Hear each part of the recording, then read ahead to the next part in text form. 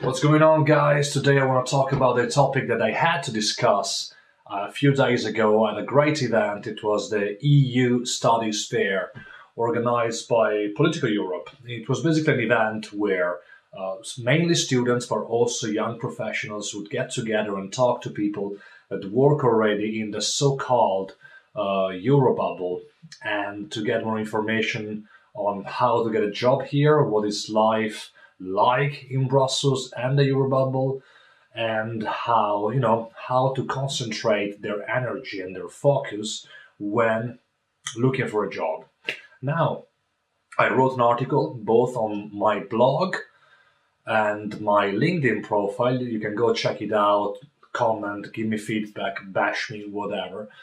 And where I basically sum up the recommendations I gave to these people, and it was amazing the exchange we got because things changed a lot when I graduated 7 years ago when I finished university, and now I gave my experience, which basically covers three main questions I got. How do you land an internship? So mainly they were students and they wanted to know how to get an internship in Brussels and the Eurobubble mainly.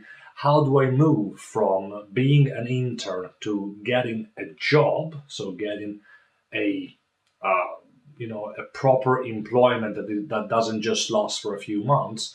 And what are the things I should highlight while doing this? Now, my experience was interesting, I'd say. It was 2010. I was a student at Maastricht University, and it was a bad time for everybody.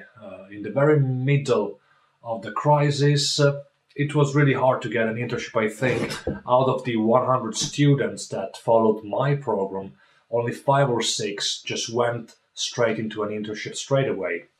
The economy was sluggish. People were not hiring. There were really serious shortages of jobs. But hey, some people made it.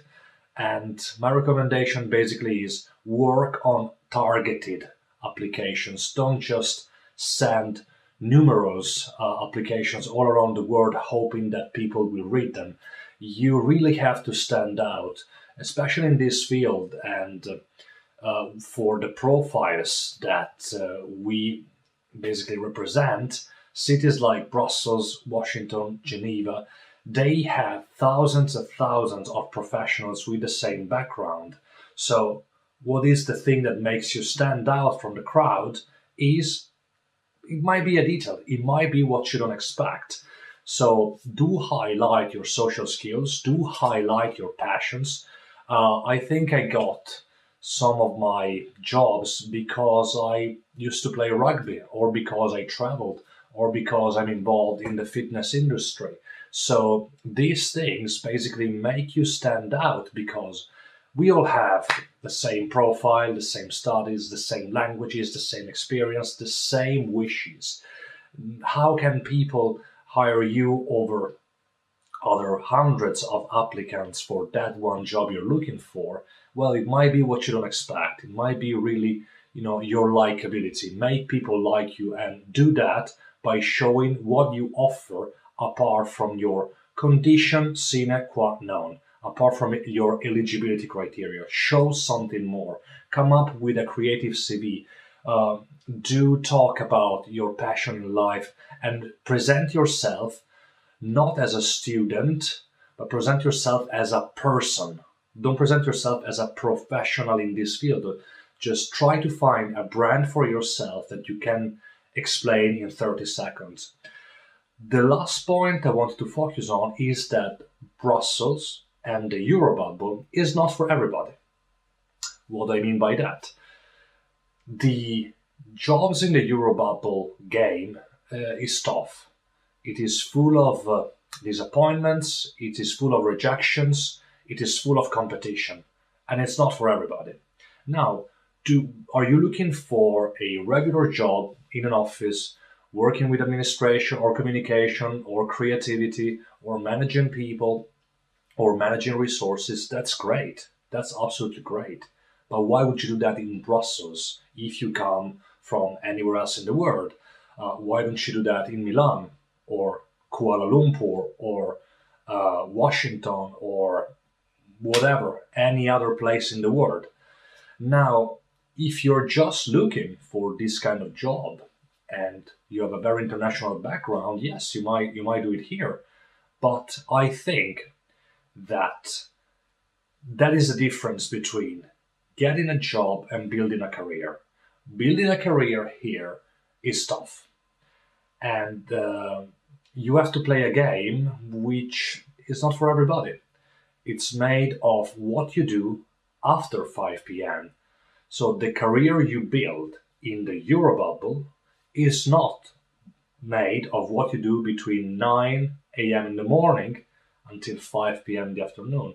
It's made of what you do afterwards. Do you go to conferences? Do you make yourself seen? Do you blog? Do you extensively comment on current topics on social media? Do you like to do that? Do you like to socialize after work? Do you enjoy extensively reading and documenting yourself about international affairs with a focus on the European Union? Then come. Then come here. Brussels, the Eurobubble will welcome you with open arms. If not, go somewhere else better. It is that simple. I'm not trying to, make you cautious about your decisions, but this is just my opinion. Personally, I'm addicted to it. It's as an example I brought in the article. A lot of people want to get fit. They want to look great. They want to start dieting. They want to make an impression physically and with their appearance. But fitness and bodybuilding is not for everybody. You have to have a vocation to eat clean all year long, train hard, sleep, study your supplementation, study the way you exercise. In the same way, working in the Eurobubble is not for everybody. In my opinion, come here if you truly have a vocation for this field of work. There is more in the blog. I'm looking forward to your comments, and I'm here to respond to all your questions from all over the world. Take care of yourself and see you soon.